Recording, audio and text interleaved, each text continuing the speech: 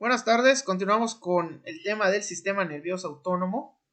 Estamos en la asignatura Sistema del Cuerpo Humano 1, unidad del sistema nervioso. Bueno, manera de introducción.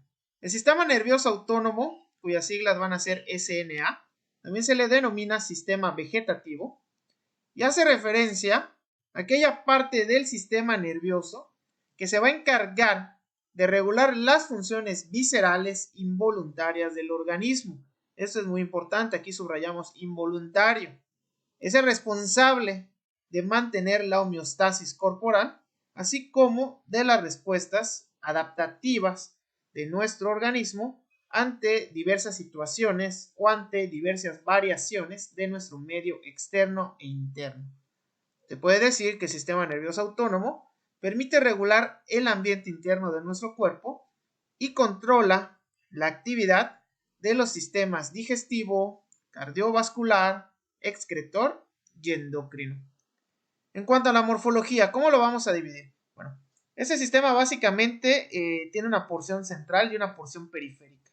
En el caso de la porción central, esta está conformada por una serie de centros vegetativos que localizamos en órganos que pertenecen al sistema nervioso central. Por ejemplo, en el hipotálamo.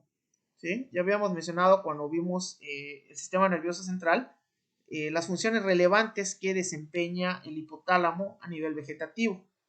Y tenemos también una porción periférica, del cual deriva la rama simpática y la rama parasimpática. ¿Sí? Vamos a estudiar primero lo que corresponde a la división o rama simpática. Esta rama viene a estar constituida por dos cordones nerviosos paravertebrales.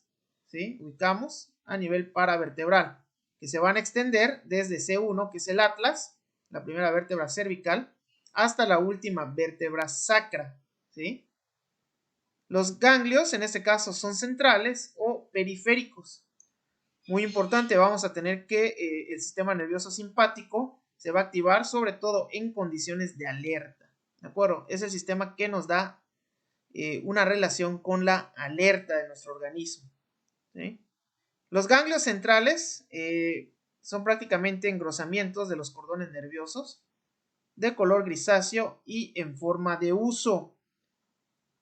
Están en comunicación con el sistema nervioso central mediante las que se conocen como ramas comunicantes que parten de ellos. ¿Sí? Este en el caso de los ganglios centrales. ¿Sí? Mientras que los ganglios periféricos los vamos a encontrar a nivel del trayecto de las ramificaciones nerviosas que salen de los mismos ganglios centrales, pero se van a dirigir hacia las vísceras y vasos sanguíneos. ¿Sí? Aquí vemos una imagen que representa la morfología de la vía simpática. ¿Sí? Recuerden, estamos hablando de cordones nerviosos paravertebrales. ¿Sí? Aquí vemos ese ganglio simpático paravertebral y también la estructura de los ramos comunicantes. ¿Sí? En el caso del sistema nervioso autónomo, también tenemos la división parasimpática. Esta división parasimpática nos permite las funciones de descanso y generar el estado de reposo. O sea, básicamente tiene una función antagonista al sistema nervioso simpático. Si el sistema nervioso simpático se va a activar sobre todo en cuestiones de alerta, el sistema nervioso parasimpático nos permite generar un estado de reposo en el organismo. Y es así como ambos entonces permiten a su vez generar homeostasis. ¿Sí?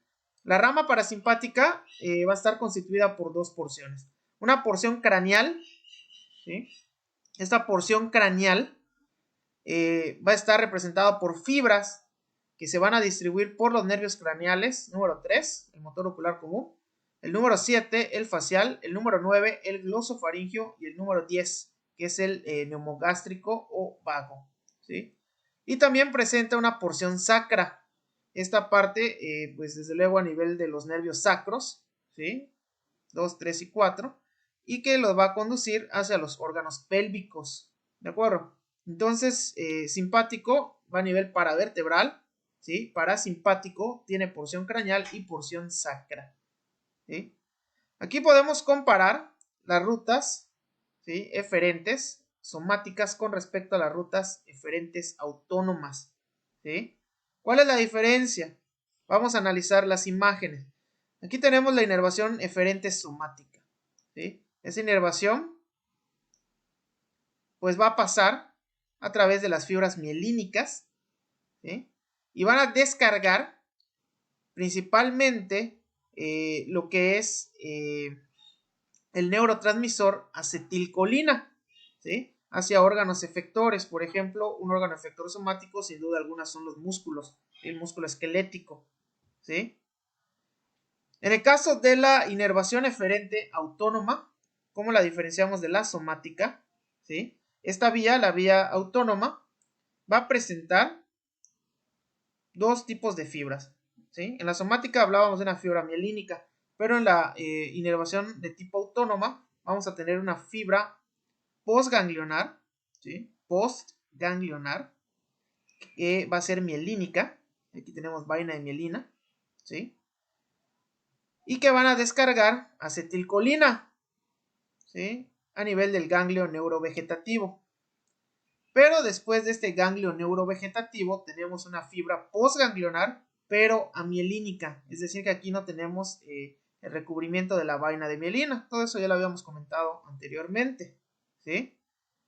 Aquí se puede utilizar dos tipos de neurotransmisores. Se puede utilizar tanto la acetilcolina como la norepinefrina, ¿sí? Y esto va a generar eferencias hacia sobre todo lo que son efectores viscerales, ya sea a nivel del músculo cardíaco, el músculo liso o incluso glándulas, ¿de acuerdo? Esas son diferencias muy importantes al hablar del sistema nervioso somático y el autónomo, ¿sí? La vía somática entonces viene por una fibra mielínica directa para generar acetilcolina hacia el efector muscular. La vía autónoma tiene primero una fibra postganglionar mielínica y luego una fibra postganglionar amielínica, ¿sí? Y se secreta tanto acetilcolina como norepinefrina hacia efectores viscerales como el músculo cardíaco, ¿sí? En este cuadro de Saladin podemos ubicar las fibras colinérgicas y adrenérgicas, ¿sí? Tenemos aquí división simpática, división parasimpática. Fibras preganglionares, fibras postganglionares, ¿sí? En el caso de la división simpática, las fibras preganglionares siempre son colinérgicas, ¿sí? Siempre nos van a secretar acetilcolina. Y en el caso de las postganglionares, ¿sí? Siempre, o más bien casi siempre, son adrenérgicas, pero podemos encontrar unas cuantas colinérgicas. Es decir, que la mayoría van a secretar norepinefrina, aunque podemos encontrar algunas que secreten acetilcolina. En el caso de la división parasimpática, ¿sí? Las fibras preganglionares siempre son colinérgicas, siempre secretan acetilcolina, ¿sí? Al igual que las fibras postganglionares, que también nos van a estar secretando acetilcolina, ¿sí? Recuerden cuando vimos las propiedades de los neurotransmisores. Ok, aquí ya vemos de manera más específica cada uno de los mecanismos de las fibras, ¿sí? Aquí tenemos la fibra parasimpática y las dos fibras simpáticas, la adrenérgica y la colinérgica, ¿sí? Aquí tenemos una fibra parasimpática, tenemos la neurona preganglionar, ¿sí? Hay secreción de acetilcolina, ¿sí? Eso llega hacia los receptores nicotínicos, ¿sí? Sobre todo en la neurona postganglionar, y hasta después nos libera acetilcolina hacia la célula blanco, ¿sí? Que normalmente va a tener receptores muscarínicos para que puedan recibir el neurotransmisor. En el caso de las fibras simpáticas, cuando tenemos lo que es la liberación adrenérgica, ¿sí? Vamos a ver que aquí la neurona preganglionar comienza secretando acetilcolina, llega a los receptores nicotínicos y lo que es la neurona postganglionar nos va a generar norepinefrina hacia el receptor adrenérgico, hacia nuestra célula destino, ¿sí? En el caso de la fibra colinérgica simpática, la preganglionar nos secreta acetilcolina, llega a los receptores nicotínicos y la misma postganglionar también nos secreta acetilcolina, ¿sí? Para que vaya hacia los receptores muscarínicos del destino en la célula blanco, ¿sí? Ok. Muy importante. Esta imagen es súper importante, ¿de acuerdo? ¿Cómo vamos a estar relacionando las funciones con respecto a la división simpática y parasimpática? ¿De acuerdo?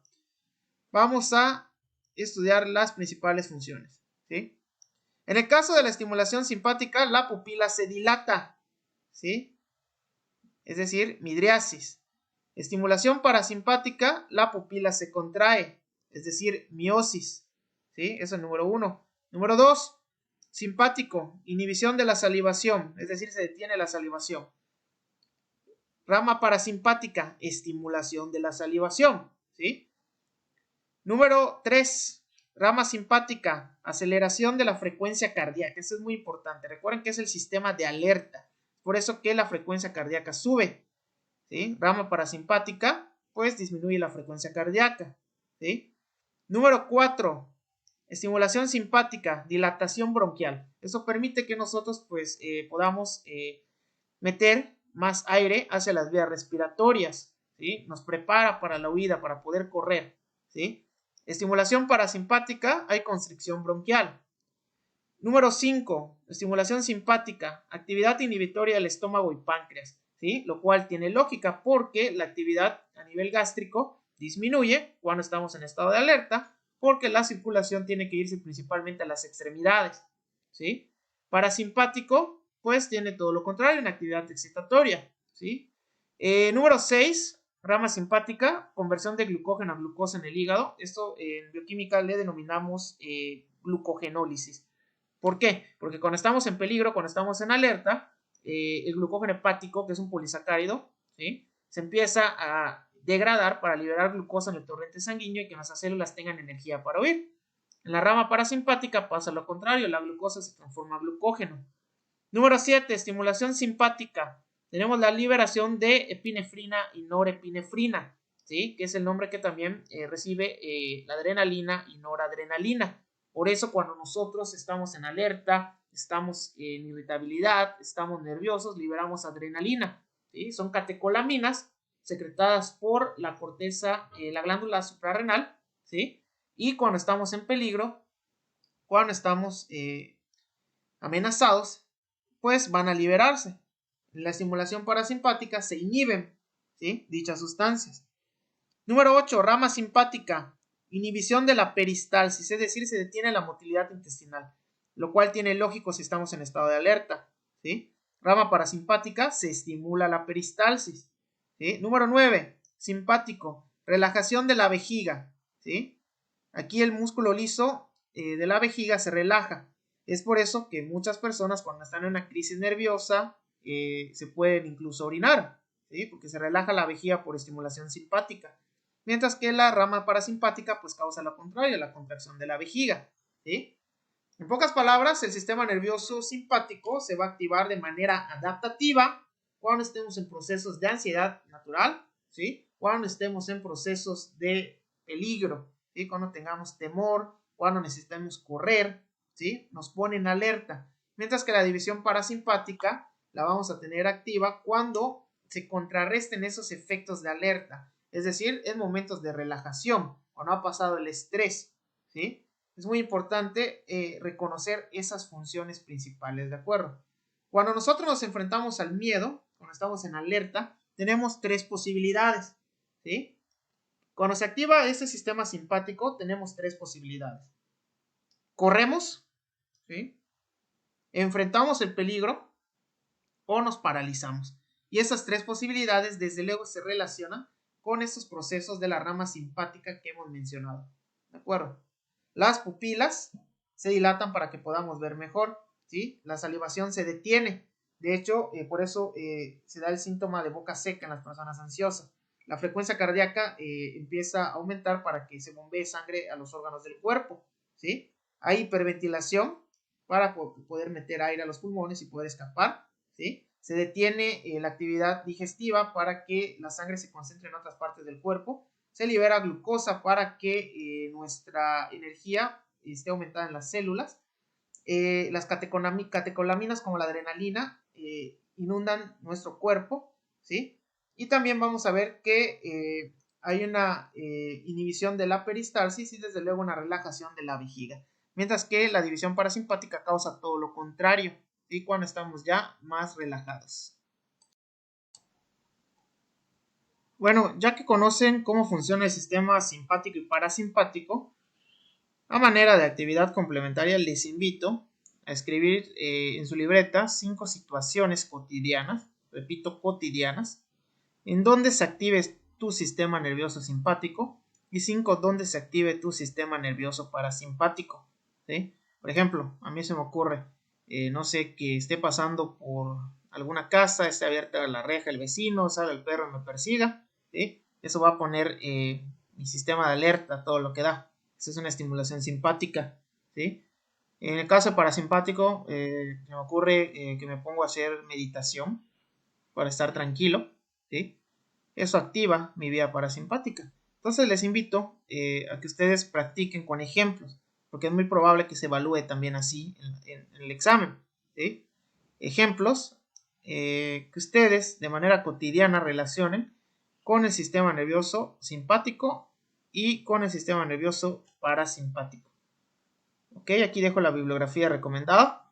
Con esto básicamente terminamos lo que implica la unidad de sistema nervioso y la asignatura de sistemas del cuerpo humano 1. Mucho éxito en su próxima evaluación. Saludos cordiales.